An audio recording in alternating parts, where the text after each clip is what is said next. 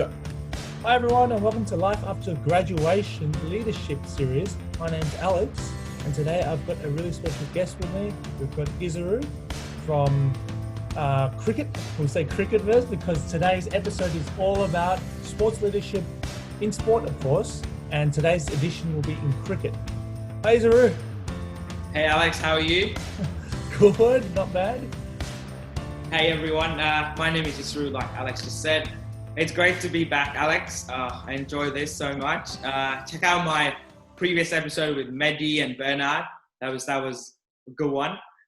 And yeah, so just to recap a bit about myself, I work as a business development specialist at Melaleuca. And yeah, I mean, like Alex said, this episode's about cricket. Cricket started when I was basically a kid, and I guess it never stopped. And been playing it, love it. Oh my God, I'll wake up at 4 a.m. to play cricket. Yeah, that's pretty much it. Cricket, it's in my blood. It's never getting out of it. That's awesome, Isuru. It sounds like you're very passionate. I think passion is a very important thing that you have, and you're passionate about cricket. So to our audience, we're going to be talking about sport, of course, and you might have already watched our sports leadership episode 1 with Rahul, Sam and Jarrell, which was all about table tennis. And they explained and talked about their time within the table tennis community within Victoria. So today we've got, of course, Isuru, who we talk about his cricket. So let's begin, Isuru. So how did this all start, Isuru? Like from the beginning of getting involved into cricket and then, of course, competing at a competitive level in Australia? Oh, Alex, that is a very long story, but I'll try to keep it brief, how it all started. It started, I think I was about probably 2 years old. My dad probably gave me a bat. So I'm from Sri Lanka. Sri Lanka's national sport is volleyball, but people think it's cricket. That's how much cricket is played in Sri Lanka. It's so passionate. Like we play on the streets. Every Saturday morning, we wake up and start playing with our friends at 8 a.m. and go back home at 5 p.m. That's how much it's been played. You know, like that's where cricket starts for every 5-year-old. Starts on the streets, you know, with your friends. It's basically you go to school Monday to Friday. You want to be with your friends throughout the week. You play cricket. That's all. That's how it obviously starts. And then bit by bit, it transitions. You realize, you've got potential for it. And then you start, representing your school, your clubs. And then you go on tours. And, it's just a lovely, lovely thing. Oh my God. I'm trying to find the proper word for it, but the memories you make, the friends you make, and yeah, you still talk about it. Like, 23 years later, I'm still talking about it. It is beautiful. So I think to sum it all up, to say that is it's passion. It's raw passion. Raw passion. That's passion. I think that's what I see it like. For me, to me, it's the same for me with table tennis. I grew up with table tennis at the age of 9. I started playing when my parents got me a table. They got a table simply because they wanted me to get into a sport. She said to me, Alex, it's either badminton or table tennis. Choose one. Right? Mm-hmm. It sounds a bit harsh, but my parents loved sport when they were younger as well. They used to play both sports, table tennis and badminton. And ironically, I loved table tennis so much. Like I started training. I played a lot of table tennis at home, mostly at home, but built passion. And then when I started uni, that's when I really got serious about it and got to start competing. I got coached from my first coach, and then I got to experience getting coached by top-ranked players or former top-ranked players. Like, for example, I was trained by an associate professor who also played at a high level of table tennis at Swinburne. So it drove my passion to improve, and I can see it from your perspective, Isuru. Yeah, like even from my family background, like my mum was like a swimmer and like a tennis player. So she was really into it, and she competed until basically she got married. And then my dad, like even now, he's 50 plus and he still keeps playing his rugby and his cricket. It doesn't stop. So, I mean, I come from a very sporting family as well. So And yeah, I had to pick either swimming or tennis or cricket or rugby. My mum definitely didn't want me to go to rugby because she thought it was just too violent. So yeah, it ended up being cricket because it's considered the gentleman's game. So she thought it was a bit more calm and composed, and she liked that. So yeah. That's an awesome thing. I think that's where we can relate about our sporting backgrounds, and of course, sports is a big part of the world. I would say, like we talk about leadership, right? Look at what's going on look at what's going around the world at the moment. We're in the middle of a global pandemic, and sport is still there. Sport is bringing us together, even though some countries don't have crowds yet. Like for example, in America, I know that the NBA, they were hosting the games in Disney World. I think it was Disney Yeah. World.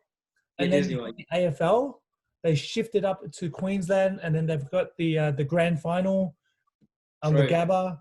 And then you've got other sports like football or soccer, where they're having it around the world. They're still playing, and they're doing it in hubs. These players or competitors are seen to be as leaders of the world because they're actually, when you think about it, when you're stuck at home in lockdown, for example, you've got sport to watch. And then it brings people together, basically. That's the greatest part about sport. And I think to sum it all up, it's great to have so many passionate people and sports people around, including yourself, Isuru. So that's why I wanted to connect sport. It's not just about talking about sport, of course. We want to talk about sports leadership. And that's where I wanted to connect with yourself. Yeah. So tell us a bit about the club that you play for and your role on the team. Okay, so I'm playing for a club in Brunswick called Royal Park Brunswick. And it's my third season with the club this year. So I played 2 seasons, and last year I was captain, and we went to semi-finals, and we kind of lost that. Don't want to go down that track. But even from like my high school to my like bringing up, I've been leading teams or being like the second, say like vice captain or things like that. So I've been doing leadership roles, part of a leadership group. Like, in cricket, you don't associate, captain and vice captain makes a decision. It doesn't work like that because you have a leadership group. Like you might have 5-6 players who are seniors, and then there'll be like juniors walking into the team. So you've got a leadership group, and you just kind of, build a bridge between the seniors and the juniors. That way you can get the best out of everyone. Because for cricket, you can't do it with one person. One person cannot do it. We need all 11 to be, to fight for it, have the hunger. Otherwise, you're not going to get the desired result. So it's like that. So with 11 people, cricket's played with 11 people, and then sometimes now, like as the game evolves, you need your 12, 13 people, like your reserves. Bringing in the water, little things like that. Just before you go out to bat, giving your throwdown. So that's what makes up like a good team. So even from like when I was 13, when I started playing competitively, we'll have like a 15-member squad, which we train together. And then we'll just carry on as a group every single year. And then you eventually start getting to know people, not only on a sporting level, but on a personal level. And, you make lifelong friends and stuff like that, which is pretty cool. And even in Australia, like I've been playing for one club on Saturdays, but on Sundays I've been shifting around here and there because, so last year I played for a club called Lions, where all the Sri Lankan boys got together. All my high school friends, we kind of got together, we made a team, we played. And this year, some people have gone back home and some people have traveled interstate for different reasons. So the teams are no longer together, but we still keep in touch and stuff like that. And I'll play a different team this year because most of my friends are not here. But that's a bit about Australian cricket for you. The biggest highlight was taking Swinburne to uni games. That was Swinburne's never gone to uni games. Swinburne's never put a cricket team out there. And for me, I was like, come on, we've got 15 people I can easily find in uni. Who wants to compete and show the uni what the uni's got? Yes, we might not be the best because it's our first time, we obviously weren't the best at the day because we can't, competing with universities who've been playing uni games for 10 years, for 12 years. Like, it's hard. You imagine like putting a newborn baby out and be like, oh, well, it was pretty much like that for us to go to uni games.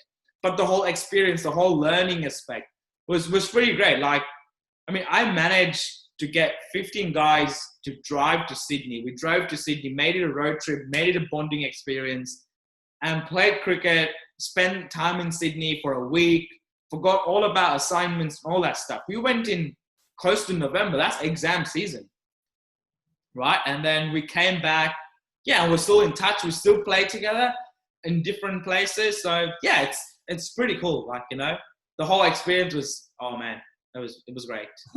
That's awesome, Isuru. It sounds like all that experience that you've brought in from cricket, from your club level to university level of cricket, it's all about, I think, the leadership traits that you've got, that you've attained.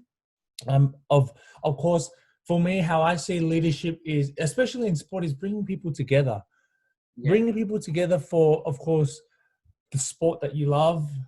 Not only that, bring people together just for fun as well, because it's a fun experience. You're getting people, and that's one of the most important aspects of leadership, which is what I wanted to touch on, and you've kind of already started the conversation. So, Isuru, what are some leadership traits that are important in sport, and that's you've applied to your game and your leadership experiences? Alex, I think a lot when it comes to sport, it's basically you have to be a sponge. You need to absorb the pressure, right? Yeah. That's the most important thing in cricket. As a captain, as a leader, for me, like I play different roles. Like I play a role of a batsman, opening batsman. So which means I most likely will play the first ball of the game. That's nervous. Like I still have butterflies. No matter how many times you do it, you still have butterflies. You can't get rid of it. Like you're playing the first ball of a new day, new game. Then I play a role of a wicketkeeper or a captain or like, you know, everything. So that little role, I think, is absorbing the pressure and not trying to. I'm not saying you should not show out that you're under pressure, because obviously you have to let it out. Otherwise, you're going to just, you won't be yourself. But you just need to absorb it and have a clear thinking process, especially when it comes to cricket. It's all about the head. Like it's all tactical. You know, little things can distract a person. Like sometimes, you know, when the bowler's about to run in, you say 2 words to the guy next to you, that distracts the entire concentration of a batsman. And that can bring him a foul shot, which you're not allowed to do. But like little things like that, you know, which can break concentration. It's the ability to focus. And cricket, to be honest, I read in one of the books I read actually at the moment. It's like 85 to 90%, it's mental. It's 10% skill. It's 80 to 90%. It's basically mental. How you take your mental game.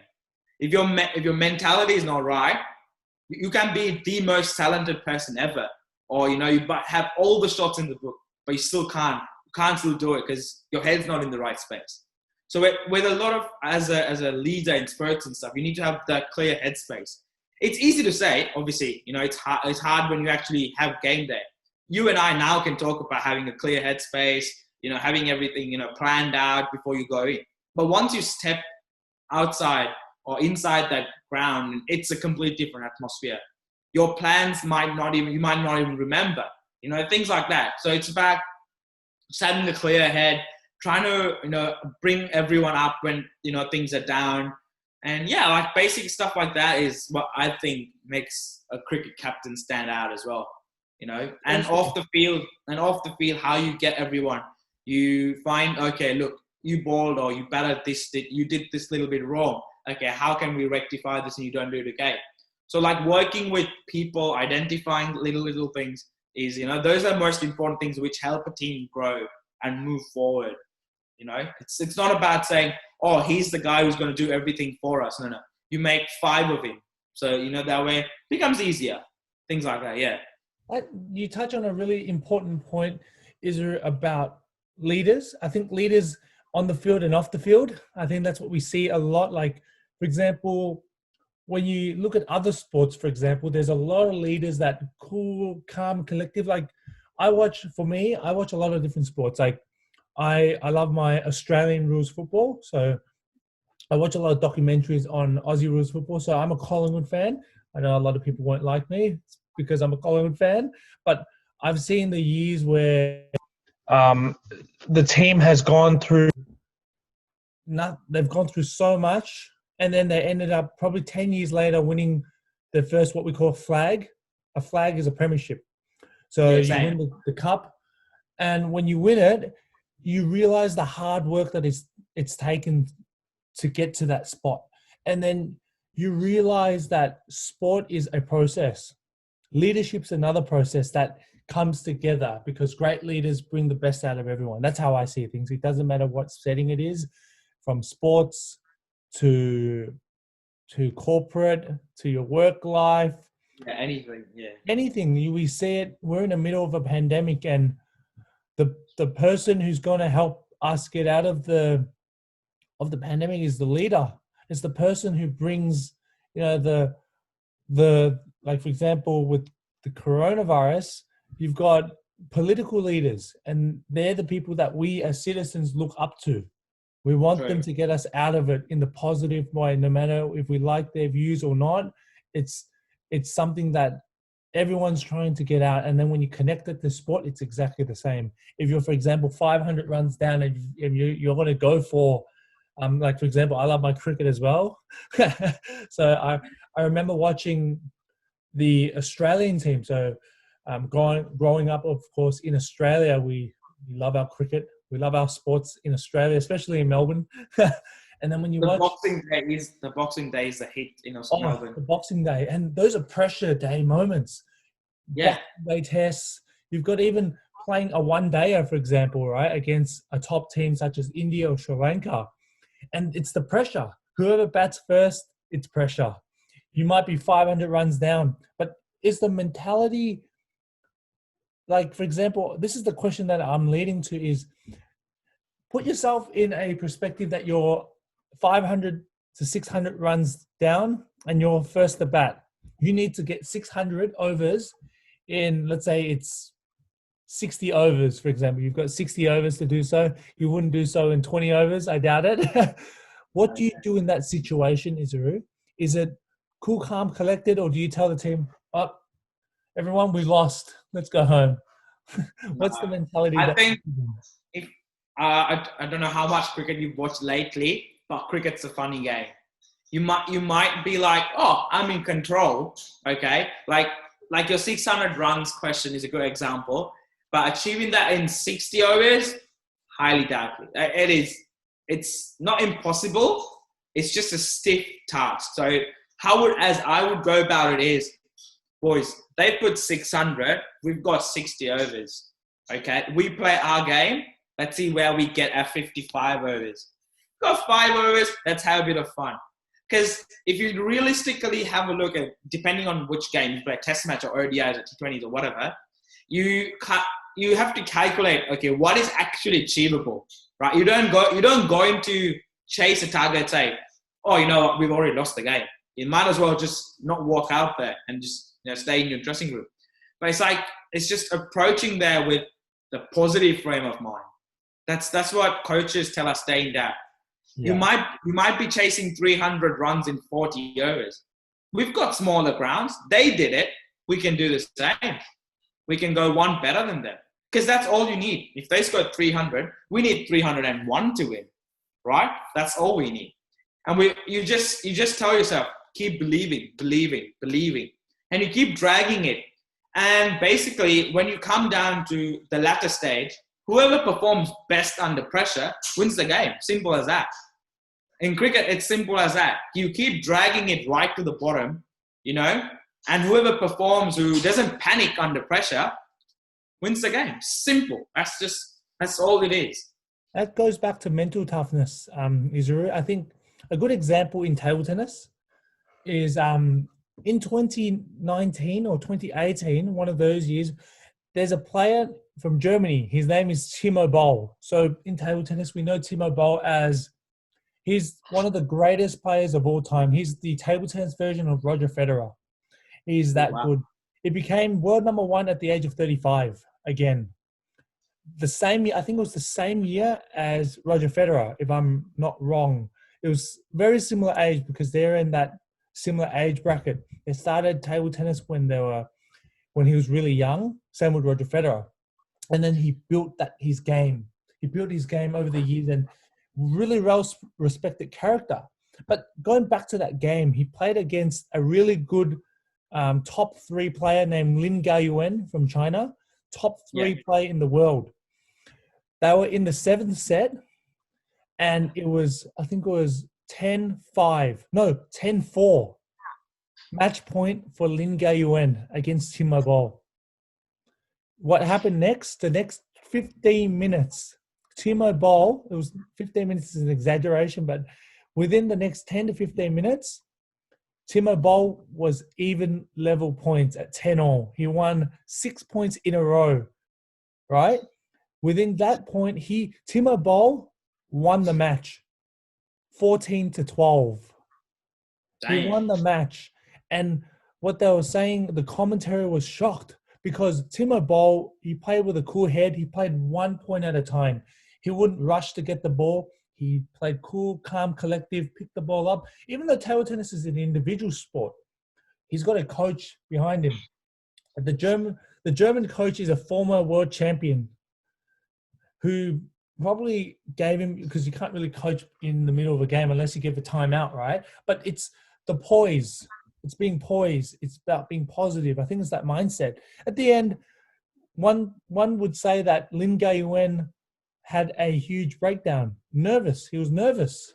He didn't know how to control his feelings at the time, because even for me, right, I played intense matches in table tennis. My heart would be beating. The heart would be beating. I think I can't lose it. It's a saying, right? You can't lose the unlosable. Yeah. People love to say that, but I wanted to connect this point to another question, and this is a very important one. And this is something that I believe sports is very important, especially in team sports. When I play team table tennis, that means we have a team. We need to win by winning the most rubbers. We call them rubbers. So you might have a team of 3. You need 2. You might play 9 matches. That means you will need over 7. You need 6 to 7, for example, as an example coming up on top of my head. But it's all about that mentality. Going back to your point, Isuru, is sport and leadership is not all about winning. Sport is not always about winning. It's about having fun. That's one. But it's also to do with the coach, the leader. The leader is the one who, going back to what you were saying before about cricket, it's if you had 600 to be in 60 overs. So for our viewers, 1 over is 6 balls. And in cricket, you've got, if you hit it over the boundary without bouncing, it's 6. If you hit it it hits the floor and it gets to the boundary, that's 4. And then if you hit 1 or 2, that means you're running forward. You're running back and forward with the other batsman. So in that sense, there's a lot of teamwork that goes involved, but it's also to do with the mentality of it's not always about winning. So my question to you, Isuru, to keep it short, is what's that mentality that you bring in about winning and losing to a match? Alex, I've lost a lot of games in my life. That makes you tough as a person. So let me rewind back to when I was 12 years old. Okay. I was 12 years old, making my debut for school. Okay. That was my first experience of hardball cricket at school level. We won our first game. Damn, we won it. First game I played, we won. It was so good. Good feeling. Second game, we won again. It's good. Third game, we lost. I couldn't take it. I was like, how can it happen? We played 2 games so well. The other game we lost. How? And then you just find some reason or someone to blame. Okay? And then over the years, you keep losing games and you keep winning games. And then you realize, oh man, someone has to win, someone has to lose. That's the sport. Every day you can't go out there and win. I mean, you want to, but sometimes it's just not your day. You know, it's just not your day. So it's just over time, you know, over like you grow up losing, winning, losing, losing, losing, losing, and then you build it up, and then eventually, I'm not saying like, oh, you lose a match and you just shrug it off and go, but you become kind of immune, right? Oh, okay, yes, losing, we lost a game, but we have to try hard to win. We have to keep fighting to win. If you lose a match without fighting, okay, that's sad. That's just nothing. Like, that's going to hurt you most. But if you fight and you keep trying and you lose a game, that's the win for you because you never gave up. In cricket, if you give up, oh man, that's not nice. But if you never gave up even until the last moment and you lose a game, we call it, hey boys, good game. We tried our best. That's all that matters. Trying your best, giving it the 100%, like all other 10 players are doing. If you do that, 90% of the time you're going to win games. 90%. If you give 100% all 11 players, 90% of the time you're probably going to win games. Especially as you're the captain. Especially as a captain, as like, you know, the bowler or everyone, like, you know, if you give your 100% on the field, that for that 3.5 to 4 hours or 5 hours we do, that is so important. That can change a result completely.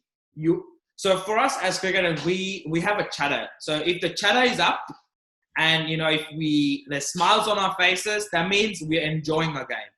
But if you're head down and just let the opposition take you for a ride, no, you don't get anything out of it. You're just letting someone else control your own game. You know that you're the more talented side, but they're controlling you. And that's so what we try to do as when we go is we chat a lot. You know, they call it sledging. Yeah. You know, you have a good banter. You have a good banter with your friends, and you keep that chatter going. You keep the atmosphere in the intensity going. Because when you're on the field, let's say we're bowling first and we're batting, we're 11 members on the field. And that's just 2 batsmen from the opposition. 11 to 2, easily take them down, right? That's all you need to think. There are 2 people, we're 11. We are 11 people. If we keep our intensity, our chatter going, we can win and get what we want. The same thing happens when we come to bat. We try to filter white noise. You filter out the white noise. You just don't pay attention, you know? It's like, 2 of us, there are 11 of them. They're trying to get into our head. And we filter the white noise. We just filter everything. And you just focus on what's next, the next ball. You know, that's all you need to focus. I mean, it is hard. It is, trust me, it is hard. You get used to it over and over. It's like repetitive, like your shots. You play it and then you'll become used to it. Like, you're not going to start playing everything from day one, right? Bit by bit, you start learning. So it's a learning process. Love the way I'm still learning. I think, Isuru, I love the way that you talk about cricket. I can tell how passionate you are and how much it has really built on you as a person, and of course through your career, which is something that I wanted to touch on in our next topic, of how cricket has actually really built your career as a business development officer. Correct me if I'm wrong, and then, of course, building that through your studies as well. That's something that we want to touch on. And I think you've got those leadership traits. Of course, we work together through the Student Representative Council at Swinburne as executives. And we had to bring our leadership skills from our sports. And I think, if I recall, in that committee, in our executive committee, we were the only 2 from sports backgrounds. I remember thinking back, we think very alike, like aligning our sports values and how we deliver on the field, or for me, on the table. We call it on the table. Yeah. And how we can bring that to student representation. So for our viewers, again, please tune into our first episode of the leadership series, or episode 14 of the leadership series. Of our leadership series. So going back to Isuru, my question is, how has cricket and leadership on the field has impacted you within your career? How's it built your foundations of, for example, going to work every day? That's a discipline, of course. I 9 o'clock know. sharp. How do you build those, what we call in sport momentum? How do you build Yeah. momentum on the desk? We call it on the desk. And how do you actually take sports values and bring it to the workplace? A good question, Alex. That's a very good question. Because like with like studying or work, you need to have that discipline, right? With cricket, you need to have that discipline too. If it's a 12 o'clock game, you rock up an hour early. You do your warm-ups, you do your stretches, you take your bags, you pack your kit bag the day before. It's simple as going to work. You make sure your clothes are ready the day before. Yeah. You put that's how I saw my father when he goes to work. He will make sure his clothes were ready the night before, shoes all polished. He'll have his tie or whatever he's going to wear, everything, all done and dusted. He wouldn't wait until next morning. That same discipline, I would take it into cricket. I'll make sure my kit bag's already packed, my clothes already found, which one am I wearing, white or colored, or what shoes, are my nails being cleaned, I will remove all the grass, everything. Like that discipline you take into work again. 9 o'clock, yeah. 8:50, I make it a habit to get to work by 8:45. I'll go 15 minutes. If I have to clean up my table or wipe it down or, something like that, just wipe it down or make sure get a coffee, have a chat around, with your friends at the work and, things like that. So, and you zone into it. I think that's, with anything, you need good discipline. And also in cricket, we talk about switching on and switch off. So with work can be switch on and cricket can be switch off. So it's like switching on and being present at the moment. And then once that's done, you switch off and you go to your personal life. Your cricket or your anything else you do can be your personal stuff.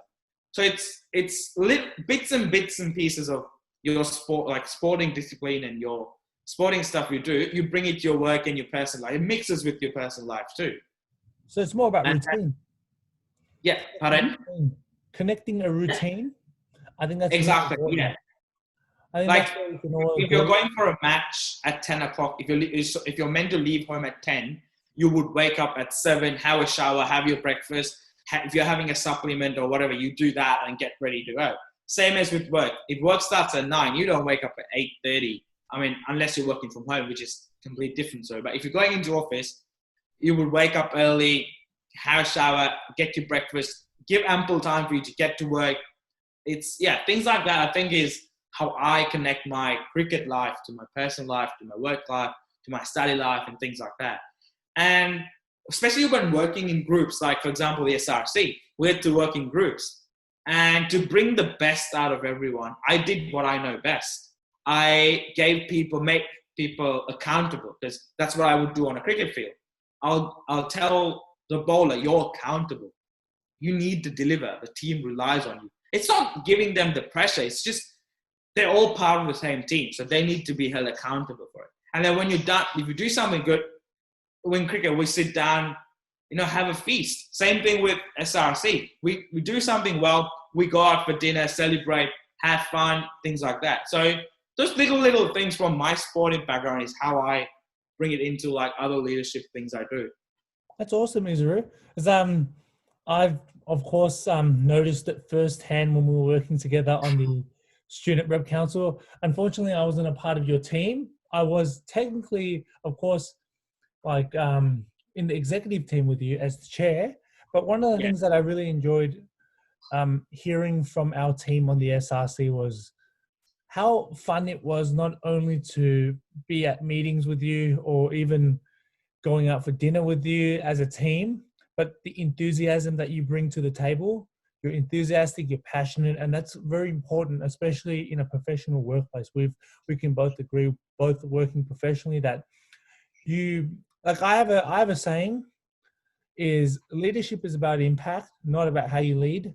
Or in a sense, how you lead is one, but how do you bring impact? How do you bring the best out of everyone? And the third biggest thing is everyone thinks this is how we want to, like, I've spoken to a lot of different people on our podcast. everyone has a great story and everyone is a leader in their own way because it's how you envision it. It doesn't matter if you can impact 10% or 100% on the organization or whatever it is that you're passionate about or your work. It's about how you deliver and how you want to deliver. And those deliveries, or sorry for being very corporate, deliverables is how it's dependent on a team as well. So there's a lot of factors that I can see that through the work that you do. And my other question that I wanted to connect in your professional life is, since now, of course, we would say that, of course, you're a graduate at work or you're a new employee and you work under multiple managers and bosses or whatever you want to call them. Yes. And then one thing for me, for example, before I get to user, is when I go to work, I've been fortunate enough to work with some really good managers who not only have seen that, for example, Alex, you make a mistake. They would not only tell me that I made the mistake, they'll tell me how I made the mistake and how I can improve and to develop my career. Those are the leaders that when I think about it, like I'll go to a meeting with my manager he'll give me a lesson, and those lessons will be, it's like going back to uni with a lecture, but it's real. It's real life, it's happening. And then they tell you what the implications is and what you got to do and how you can deliver. And that's how I see great leadership. So connecting that is there, how do you see a great leader in the workplace, like with your manager? Not just my current work. So if we go rewind back a few, when I was working for Unilodge, I was grateful to my managers. Not only they would just teach me like, just basic, work stuff. They would chit chat like, how's your life going? What are you trying to plan out? How, they would give life advice. Like when I was working at the Unilodge in Hawthorne, like the manager, she was wonderful. Like we would do our work, but like she would just ask, so how's things? Like, what do you want to do? Like, and she would just give her 2 cents about it, which is pretty cool, which is interesting. Like it opens my eyes as well. Like I might have a fixed vision, right? But someone giving, it's not even her job. For her job is to just get me to work and do what I have to do. But to make the effort to, care about me and see what I want to do and how my things are going. And, even to relate, like, I'm not feeling well, I'm feeling really stressed, or like tell her about it. And, take that pressure off. Like, I think that's what I've had so far. I've had good managers, like be it Unilodge or the current job or Maya. They've been very like, when I started, I was working as a casual at Maya, and I told my manager, I was like, I've got cricket on Saturday, Sunday. And will that be a problem for you? Like, because Maya's a casual job, they're required to come and work on weekends and stuff. And she said, look, I know how much that means to you. So I understand you. But as long as you can come Monday to Friday, I'm happy with, you're not coming on Saturday, Sunday, because that's what you know. And little things like that, you want to, because you're like, oh, wow, she's actually, she actually thought about me at that level, which is great. So I want to give, I want to make sure I be the best employee for her, be there on time, be that beautiful, like exceptional customer service and things like that, little things like that, which drives you more because you've got someone looking after you, someone caring about you. I think that's what makes a good leader. Like, for example, let's take the political world. Let's take Jacinda for this thing. People criticize her saying, oh, she had a baby and blah, blah, blah. Dude, she did a really good job, right? I mean, not everyone can do what she did, right? She's done an exceptional job. Things like that. So it's just knowing. So the citizens of New Zealand knew that they can rely on her to get them out of this. And here they are, like she actually got them out of it. And they returned the favor. She's sitting in for another term, which is, it's like that because they believe in her. They believe that she is the person for the job. Same with our managers. They are managers for a reason. And if we can see it in them, like them guiding us or, helping us through, even, I've made mistakes in my current job. My manager will be like, oh, so he would never do that. He would be like, so you made a mistake. No. Isuru, I think you've done something wrong. This is how we can correct it. Don't worry about it. Don't worry about you. We can correct it. This is how we do it. And that sticks in your head for a longer time. I don't know if you if someone's called you, it doesn't really hit your head. But if someone teaches you nicely, it sits in your head for a very long time. And those things don't really come out. So I think I've been fortunate to have really good managers throughout my, working experience as a casual and now full-time and things like that, which is great. I think I definitely agree on the points that you bring up, Isuru, because I've of course had those experiences, as I mentioned before, with my managers, even through my internship, all the way to what I'm currently doing. And I do recall that my manager is always listening to what I have. I remember one time, I think this is a couple of weeks ago, my manager said to me, Alex, I don't mind if you disagree with me. There's no problems with disagreeing. I want to hear your points because it's how you work. There's so many different ways of working. And then he talked about the ways that I can work better, how I can deliver in the future. And then of course, how I can build on my career. And then he used his experiences that he's worked on throughout his whole career and how he's become, of course, a top manager. And then you think about that. And for me, I'm only a graduate. So I always say that I want to listen because for me, I aspire to get to a certain role at some point in my career. It's a dream. It's not a dream, actually. It's a goal. And then when you I think going back to sport, right? We have goals. We want to win the premiership. We want to win the flag. We want to win the world championships. You might want to go to the national level, let's say in Australia, or national level in Sri Lanka, right? That's a goal. People always use it as a dream. It's a dream to get there, but it's all about hard work, dedication. You have to grind through. It's a big grind. Driven. I always use the word driven, being driven. And it goes all together from sport, your personal life, all the way to your professional life. And if sport is your profession or your professional life, that's what you're going to aspire. You're going to aspire. You got to listen. I always think great leaders listen.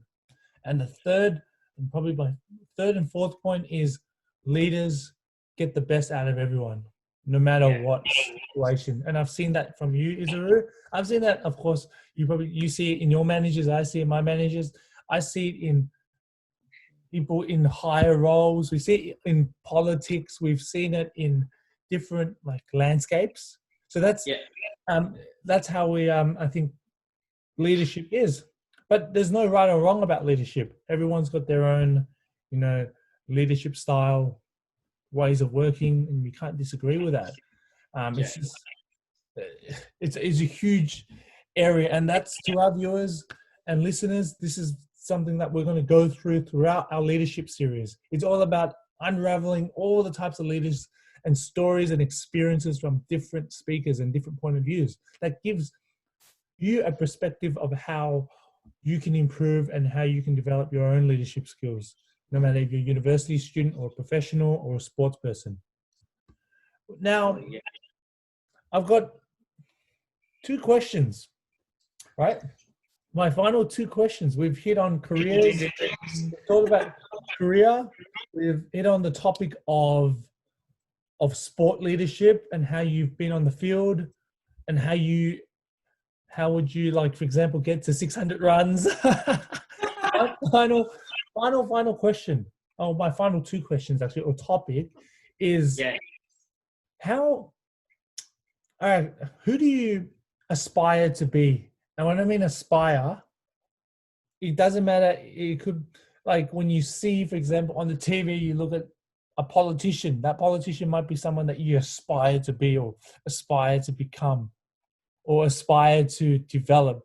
Who would that be? If you take the professional work and as a person, let's forget the whole sporting aspect of it. Just as a person, I would aspire to be nothing but my late grandfather. He is the most honest servant the country's ever had, from my eyes, and other people will agree with me on this as well. Like the politicians and stuff, they will agree that he was one of the honest servants the country had. His I don't know, like it's just him as an individual is what I would love to be. Like, you know, the discipline, the respect, everything. Like, just that's all I have to say. Like, I mean, I don't know what else to say. Like, he just is a complete person. Like, you know, it's just great. But I didn't have to look far for that either. I just had to look in my own backyard. You know, like some people will like look up to like different leaders and stuff. For me, it was just my grandfather. That's awesome. Yeah, he was the guy. I think it's really good that you've got that experience within like your family, where you've had, you know, people to look out for. Like for me, I would say my family as well, because my family came from Vietnam. I'm a Chinese Vietnamese descent, and then my parents, of course, came from my grandparents fled China due to some reasons that then they fled to Vietnam, and then of course the Vietnamese War happened, and then they had to flee. And then when they came over to Australia to build a new life from 0 to none, or we call it from none to 100, that means building a family, not so much building a family, having a family, building your own, you know, business, and then buying a house, and then, you know, all these things that we don't realize that sometimes it doesn't take someone famous to inspire you. It could be someone like your parents, your family, your extended family, your friends, you know, people who are resilient. So it's really awesome that we can bring those, you know, those stories together. You know, it's family. Seems like we both of us have pretty much the similar connection to where we draw inspiration from. Like we just draw inspiration from our own backyard. Like I would say my mum would always say that hard work will pay off. You know, hard work. I believe in that too. That's even this during this pandemic. Obviously, like, you know, it's affected us negatively, but as a person, I've had time to work on fitness. I've had time to work on my health. And those are things I wanted to improve for a very long time, which will eventually help me with my cricket. And I know hard work put now during off season will definitely pay off in this season. You know, you just have to be consistent and disciplined about it. That's all that matters. Like in that way, COVID has changed as a person. Like, you know, if there was no COVID, I would be playing winter and I wouldn't focus much about my fitness or my health much. Yeah. Because I'll be like, it can wait. But this time, it could not wait because I didn't have anything else to do. I had uni. I didn't have uni. I had uni a little bit, obviously, but I had to do something else. Like, I'll go mad if I didn't do anything else. So I wanted, and when they said you can go out and run and exercise and stuff, I was like, yeah, that's what I'm doing. You know, start doing something. And you see changes in your like your mentality, your moods and everything. And you're like, oh man, let's make it a habit. Keep running, keep exercising, it feels good. And and you're like, oh, you feel so much lighter. Your movements are more swifter, you're more agile. Things like that. You start realizing like bits and pieces, which eventually that's hard work in an off season, and it'll pay off hopefully this season, which I believe it will. It's about being consistent and disciplined about it. I don't know, Isuru, you're thinking my routine, are you? Running. I think we're doing the same things, Isuru. Running and everything. I've seen so many people at the park. There's a lot of good things that people are getting out and about and working on their fitness, and I think that's all about improving. We call it self-improving, and I think that's important as a leader and important as a person, improving yourself for the better. Being the same person you were yesterday. That's how I like to put it. I've got one being the same person you were yesterday. Isuru, I've got one last question for you. This one's not a tricky one. All right. Who have you idolized since a kid, and why? And when I mean idolize, I mean like a leader that you see. It could be a leader, it could be a sports person, who has really that you've idolized? I mean, in terms of sports, I've got two cricketers. I don't know if you know them, but I hope some of the viewers know them. One's Sangakkara, the other one's Mahela Jayawardene. So both of them are two greats of the game. I obviously didn't have. My growing up. I only saw them. Like my dad would have seen other players, but I saw these two. And Sangakkara and Mahela, like Mahela as a leader, as a captain, he is everyone says he's one of the most smartest captains on and off the field. The way he operates, like you can't tell like if he's thinking or what is he trying to do. You can't predict his next move. He's so smart about it, right? And as a coach, now he is great. Like he's with franchise cricket at the moment, and they're just performing right at the peak. Like he knows how to get the best out of everyone. That was one guy. As a coach, as a leader, as a player, is what I like Sangakkara about. Like the elegance, the composure, the calmness, the hitting, the under pressure moments. You know, his record speaks for himself. You know, he's a lawyer as well, which is not usual for a cricketer. And he talks about his father, who was his biggest inspiration, saying his father asked him, "What do you want to be, a lawyer or a cricketer?" And he said, "I want to be a cricketer." Okay, but you need to make sure you're going to be the best. That's where it started for him, and he is the best. He retired as the best, the most respected person. He was also the president of the MCC in Lords, back in Lords. So like things like that, he's reached certain levels where a lot of people haven't achieved yet. Even like modern day greats, a lot of cricketers look up to him for that. Even the likes, like the latest, like even people in the Australian team now, or any other team, they look up for people like that for inspiration, their tactics, the brain. They say that if you can pick their brains, oh man, you can do wonders. So for me, those two are like, they're Sri Lankan as well, and I've growing up basically watched them my entire life. So I would say in terms of sporting wise, they've been the ones I've idolized, and yeah. What about you, Alex? What have you got? Me, I think I said this in our last episode on the sports leadership series with Rahul, Sam, and Jarrell. I actually said this person has always idolized. I'll give you an example. One for table tennis and one for other sports, right?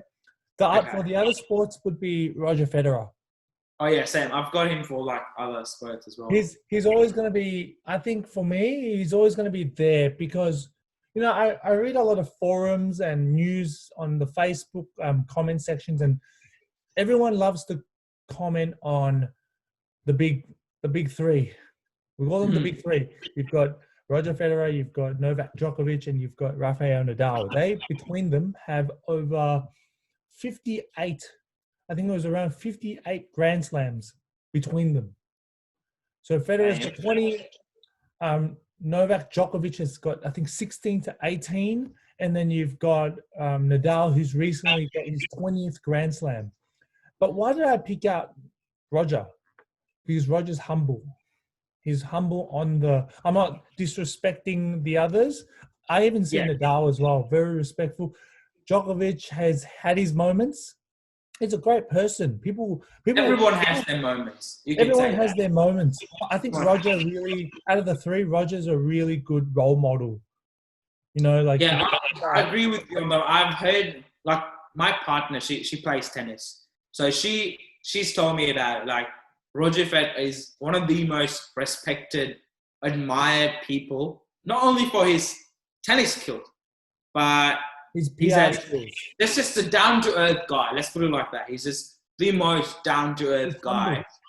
Yeah. He's humble about what he's got, and it's not about his money or his portfolio in tennis. It's about, living life to the fullest and being a leader it's not about like I've got 21 grand slams or whatever it is, right? It's about who you are in the court. And I think that's what great leaders have.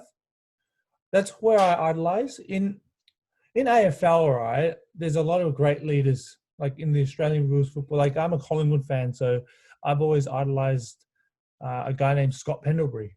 Great on the field.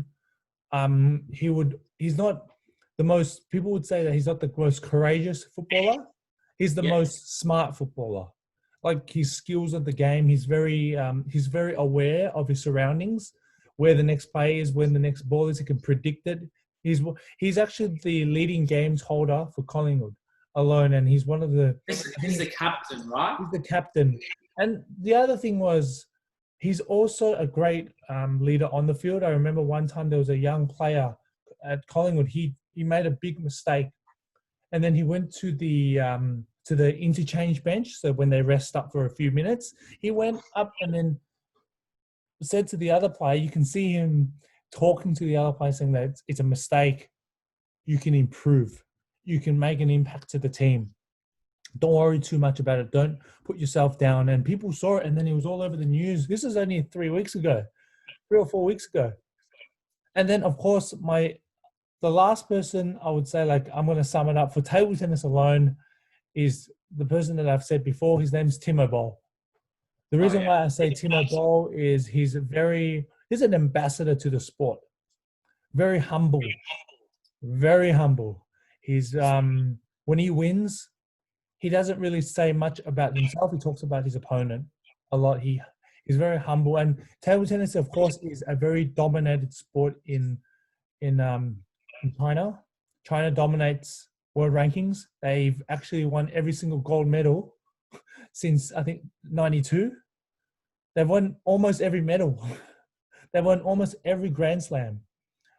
They've won a lot. But Timo, he's there. He's been winning a lot of world championships. He's won smaller events. He's been world number one so many times as well. And he's well respected in the table tennis community. And he's an ambassador. And I think I said that in our previous episode with in the table tennis edition, where as table tennis enthusiasts, we call it, we really admire these types of players who bring their sportsmanship on the table. When they lose, they don't really talk about how crap they play. They mostly talk about how good the opponent was. It's not about I played crap. It's about giving credits when it's due. Like your opposition outplayed you. If your opposition outplayed you, they did the basics better than you. Simple as that. Simple. That's all. Like with cricket, same thing. Cricket is. I mean, people will say it's a complicated sport and you have to stand on the field and blah blah blah and all that stuff. It's very simple. See ball, hit ball. That's for the batsman. Exactly. Right? Hit ball, see ball. See ball, hit ball. That's it. Cool. And when you're with the bowler, just like I started reading one of like the books recently about the psychological things out of cricket, and it tells Brett Lee, one of the most respected Australian bowlers. No matter how many times he bowls that first ball, what he does best is he goes to his mark, takes a deep breath, and just visualize. I want to do this. I want to do it here. Visualize it and then deliver. It's about running him through. So like little cues. Like there's one batsman in India. He has the ability to hit the first ball of every game he plays for a boundary. But not everyone can do that, Alex. Hit the first ball for a boundary. First ball of the game. First ball of the World Cup. First ball of the match. First ball of the Test match. Just continuously keep doing it. That's just ridiculous. Like, I understand 1, 2, but every single time. He's known for that.